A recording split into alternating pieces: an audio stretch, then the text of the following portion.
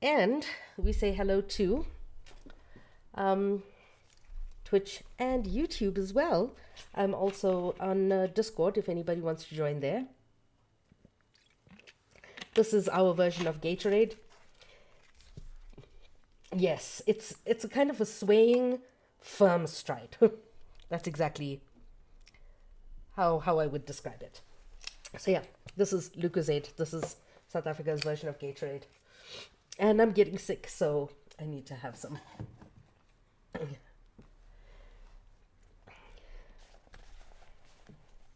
It's Gatorade. Yes, it's very gay. It's Gatorade.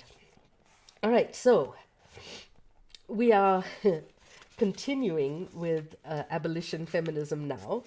And on TikTok just now, to Twitch and YouTube, we were just talking about the elephant walk that was done in the series Hiramandi, and how that kind of quiet strength is very much a trait that was valued regarding women and femmes beauty, and how beautifully it's done in the series called Hiramandi. And I'll talk more about that. But last week we were talking about these trajectories of movements and how they were, and how the movements towards carceral feminism. Bye B. All the love. How carceral feminism prioritized an over-reliance on imprisonment, and groups, especially groups serving people of the global majority, realized that marginalized groups cannot rely on these groups who believed in carceral feminism, because carceral feminism inherently only really protects white women, and white cis women at that, and further white cis het women. And there is a simultaneity in the evolution of radical absolutionist consciousness, because mainstream trends in gender violence work, in combating gender violence, while it relies on the carceral system,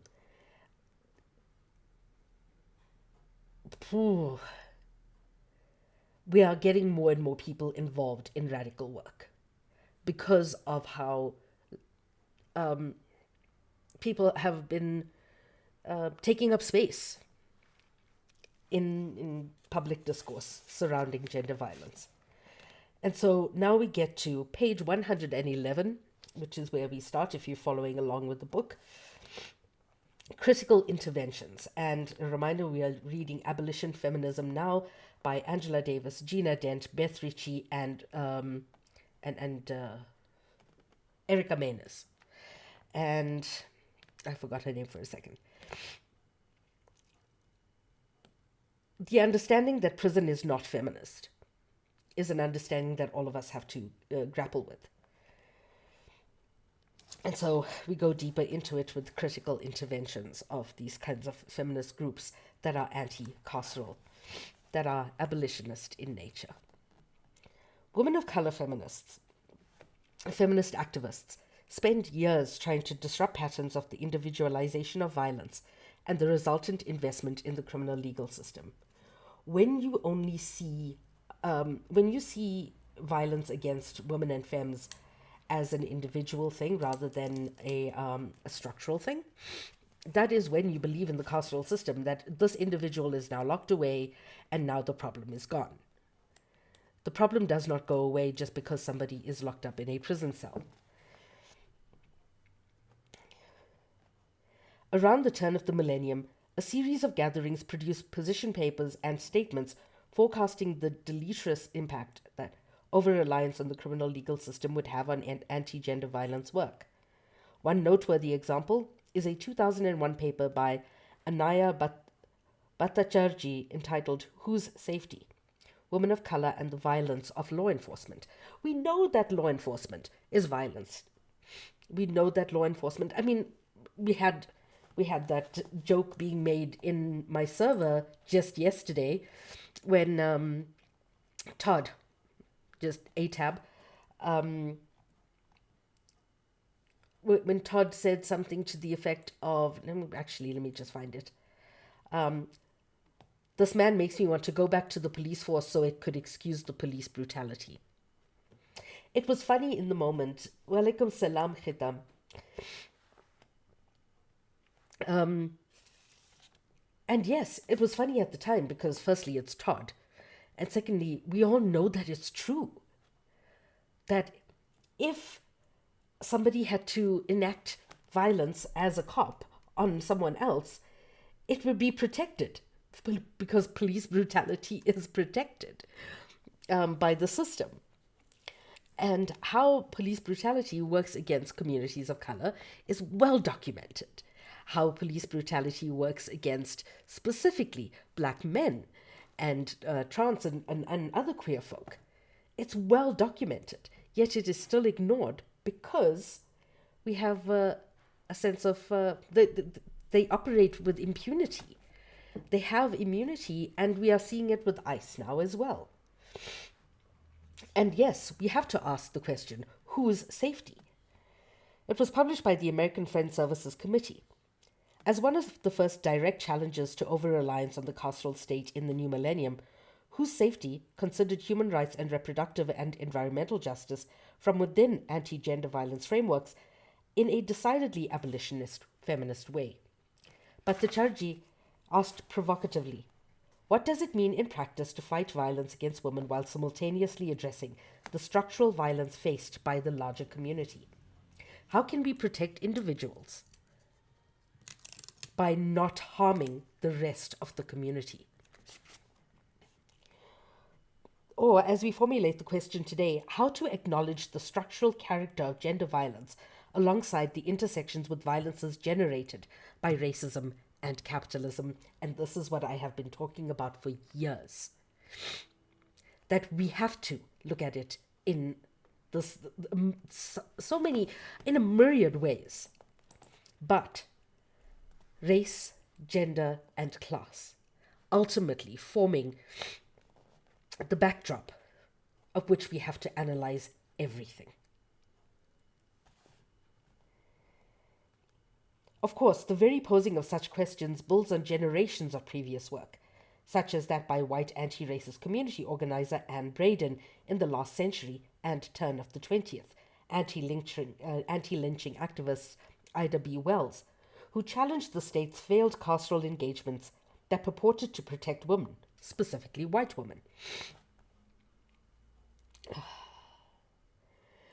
My apologies, my head is so fuzzy today.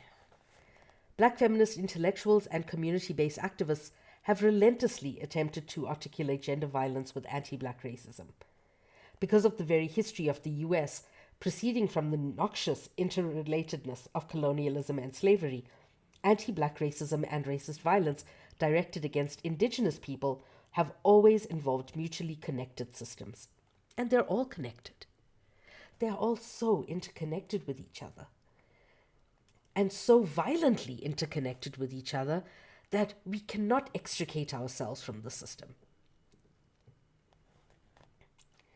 And it always comes back to Fanon, doesn't it?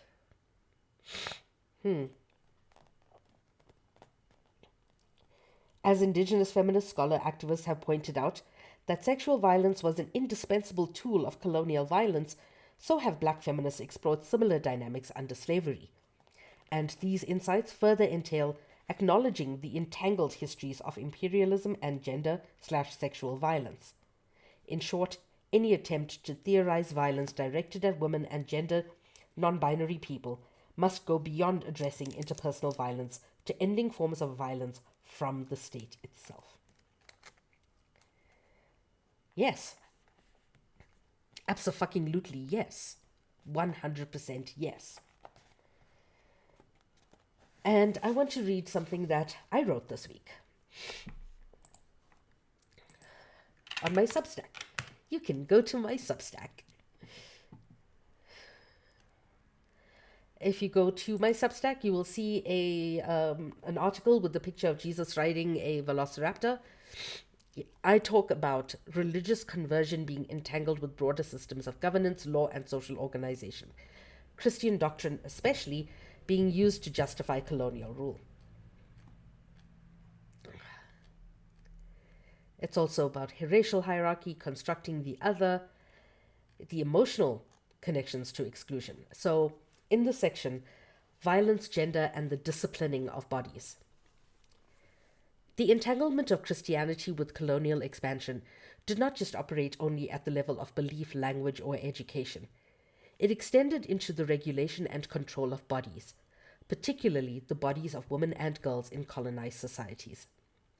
Scholars of colonial history have documented how sexual violence is not incidental to empire, but is structurally embedded within it. Colonial systems frequently relied on gendered violence as a means of asserting dominance, enforcing racial hierarchies, and disrupting indigenous social structures. Women's bodies thus become sites through which power is both exercised and symbolized. Religious institutions are not always external to these dynamics. Missionary activity often operated within the broader framework of colonial governance, which seeks to regulate sexuality, family structures, and gender roles according to European norms, or Christian norms, I would say. Indigenous practices are frequently reframed as immoral or uncivilized, while European patriarchal standards are imposed as markers of moral order. In this context, the authority of the church can function in a complex and contradictory way. On one hand, missionary institutions provided forms of education, healthcare, or social support. We cannot deny those things.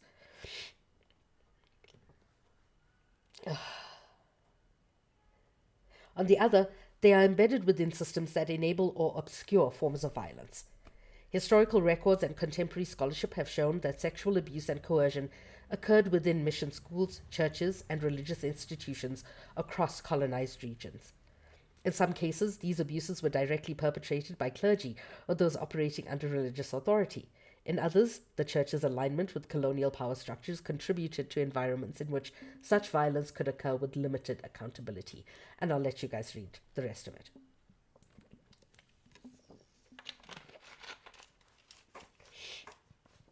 And that is just one power structure that is supposed to, or purports to, protect people. But it does not. And this is state violence that goes into, that spills over into organizations that supposedly work for the people, or supposed to work for the people. But understanding this history is essential to understanding that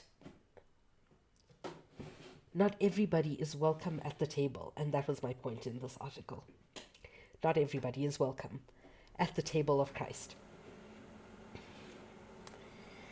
Because the state, people who are co-opted by the state, like the image of Christ, people who are co-opted by the state in terms of NGOs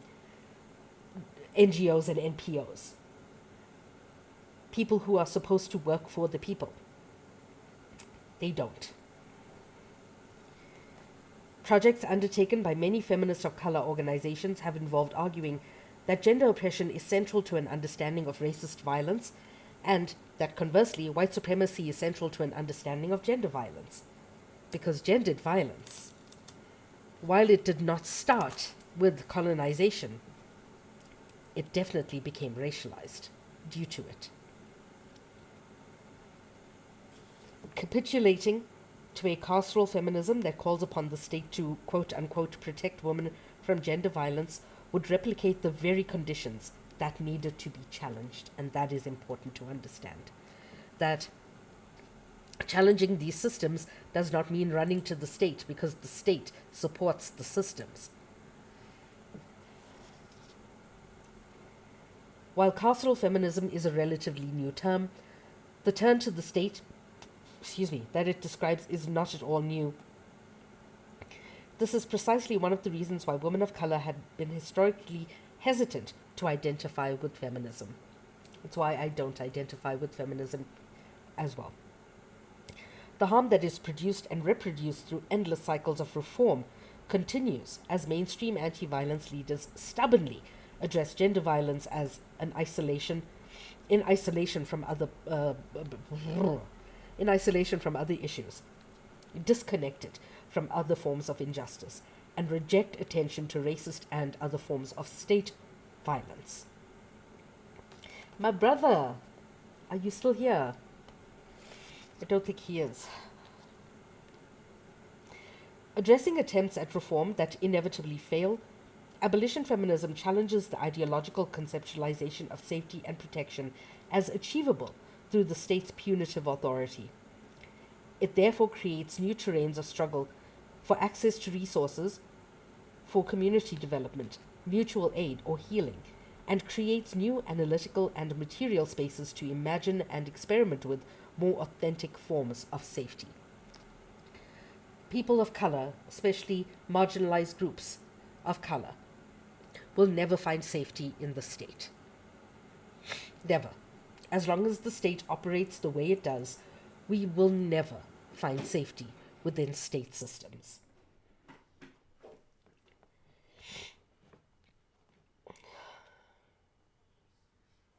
Carceral policies creep into institutions and practices without any rational measure of effectiveness, and therefore produce multiple sites and openings for abolition feminist engagement that are actually focused on ending gendered violence in all its forms.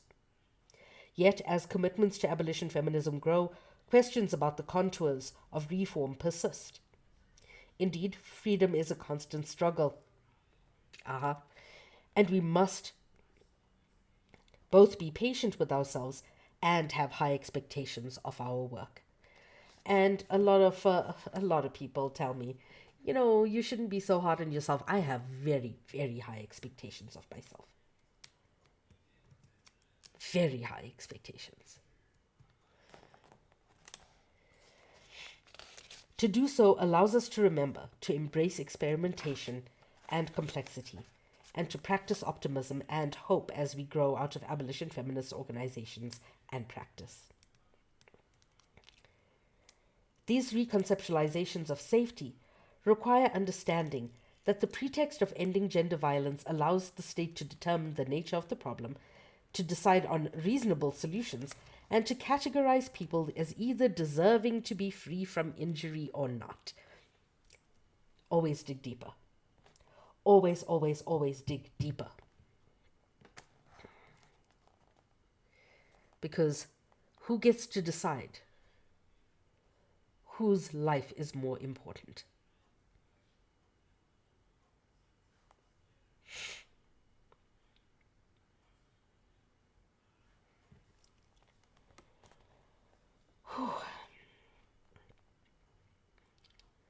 These are the same tactics that people who cause harm in intimate relationships use: arbitrary authority, attribution of blame to justify punishment, and expulsion of those who are objectionable, threatening, or obsolete.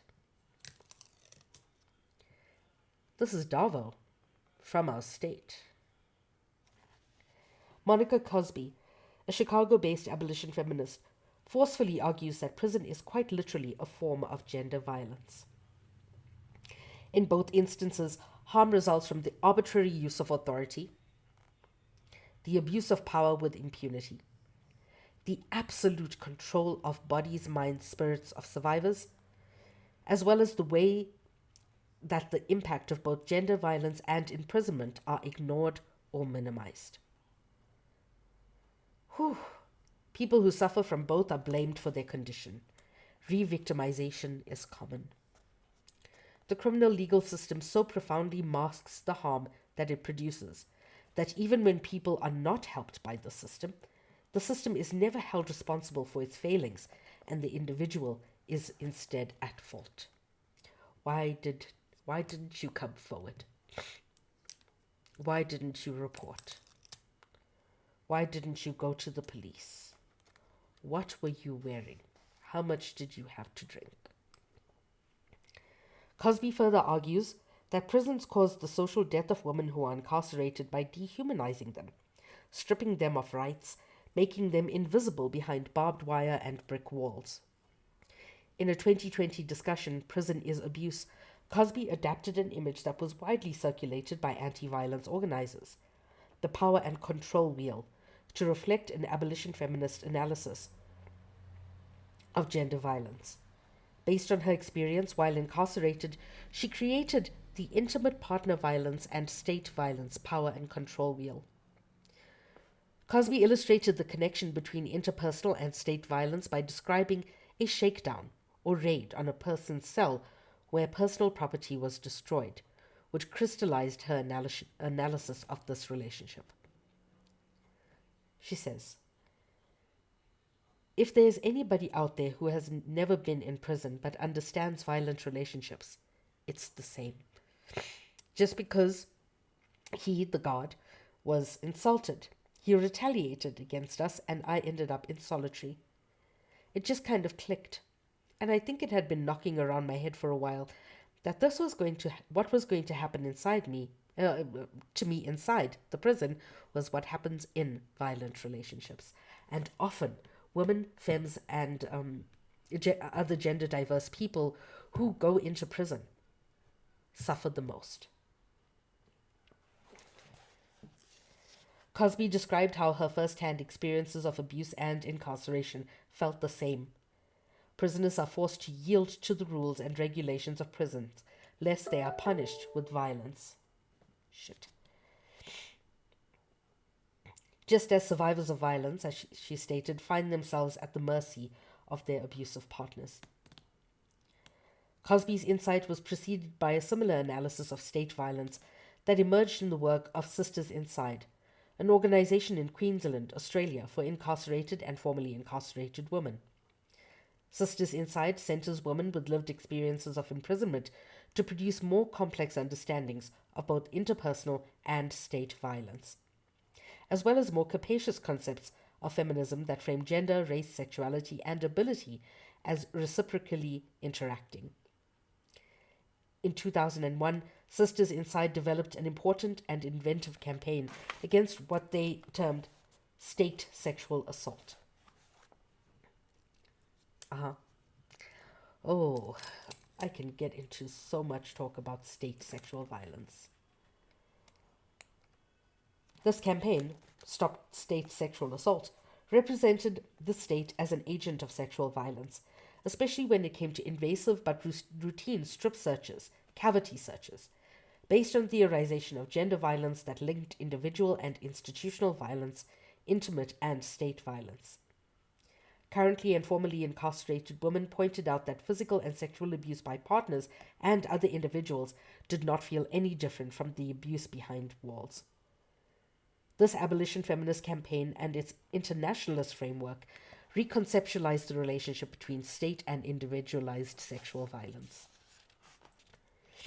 Sisters Inside also recognizes the ongoing violence of colonization and as it challenges the prison industrial complex, working towards Aboriginal self-determination. This reframing of sexual safety within decolonial frames is an important example of ongoing visions of abolition feminism.